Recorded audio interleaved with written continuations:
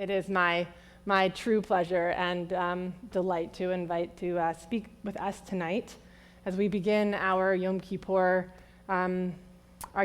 journey to call before us our gift, Elizabeth Resnick.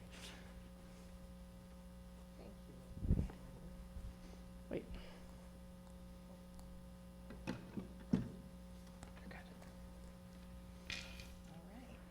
Well, good evening. Shana Tova. Once again, thank you. I love that response reading. That's great. Once again, it is an honor to stand here before you.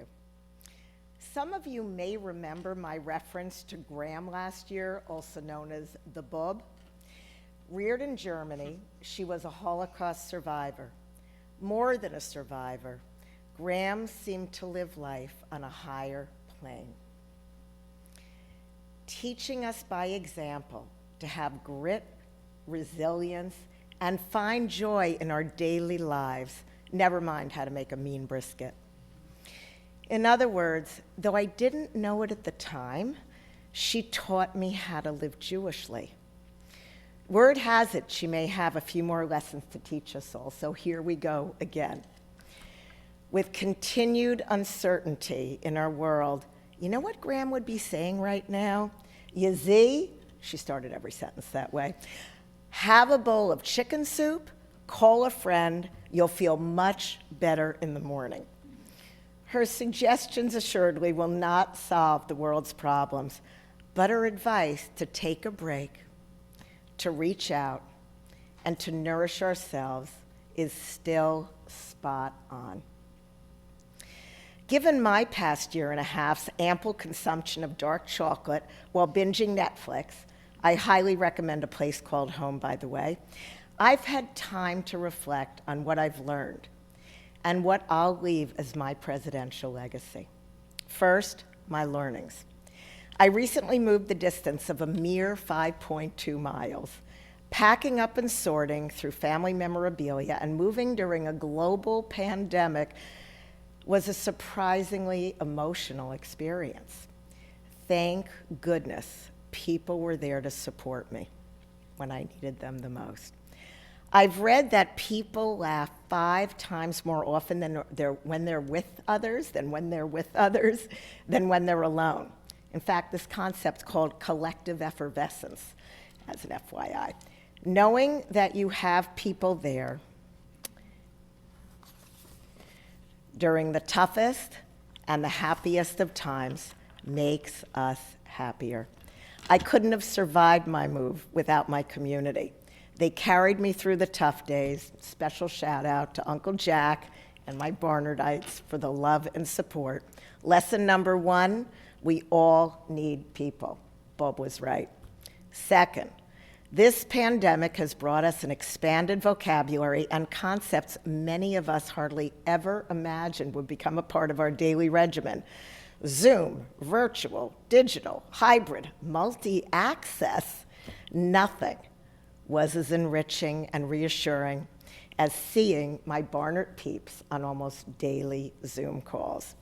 These are some of our COVID keepers, the things we implemented out of necessity that we'll choose to keep even as our options become more varied. Multi-access Jewish living gives us options for learning and worship and community building. Lesson number 2, multi-access creates creative opportunities for connection. Third, the third learning comes out of the second.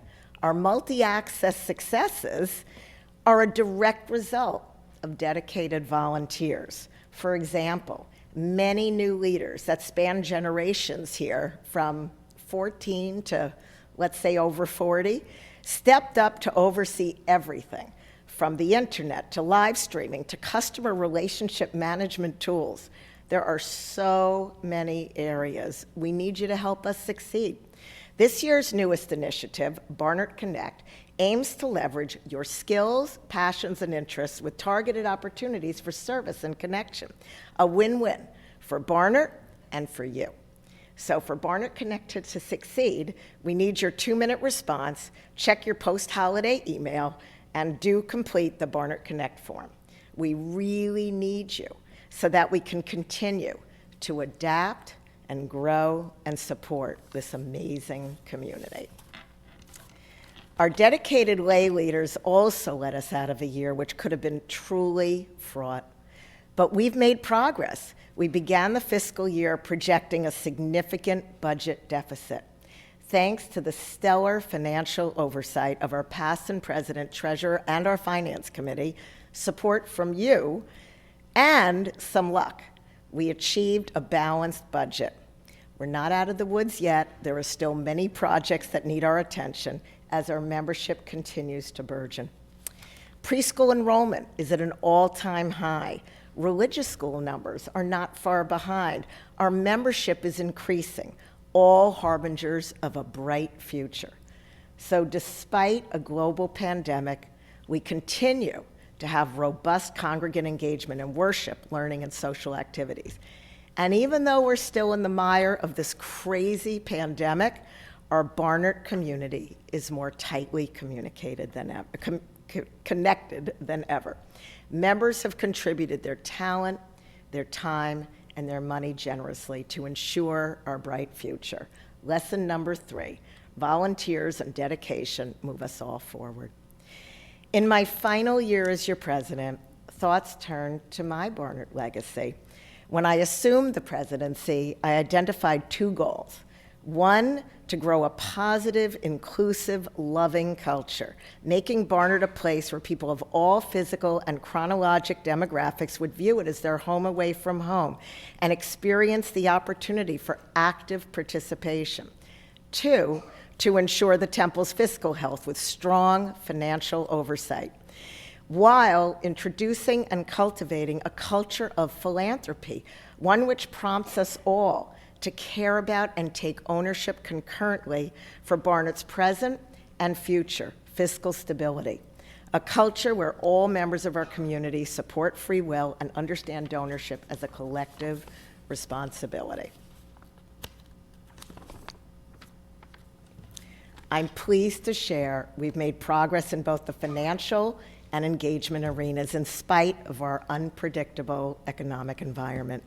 Thanks to Barnert's community spirit, Temple Friends provided assistance to members in need in myriad ways despite their own travails. Much of the credit for creating this profound sense of community and Jewish obligation, where is she? Belongs to our own beloved Rabbi Steiner. Somehow, she managed to balance the unbalanceable in perhaps what was the most difficult year we faced as a congregation and as a country. So now I turn to you all. When you think of the word legacy, what do you envision as yours? And when you think of your role in the shared legacy of Barnert, what does it look like? What are the gifts you wish to share with our sacred community? There are many ways to give to Barnert to make us even better and make us even stronger. Your goodwill, your service, your financial contribution. You'll receive a letter from me after the holidays about free will. You'll hear more also this year from this year's awesome free will leaders, Lauren Krause and Rita and Marty Crone. So thank you. From Amanda and Greg and me, and from Uncle Jack and even the bub too. May each of you and your loved ones be blessed with a year of health, good fortune, lots and lots of laughter, and living your best legacy every single day.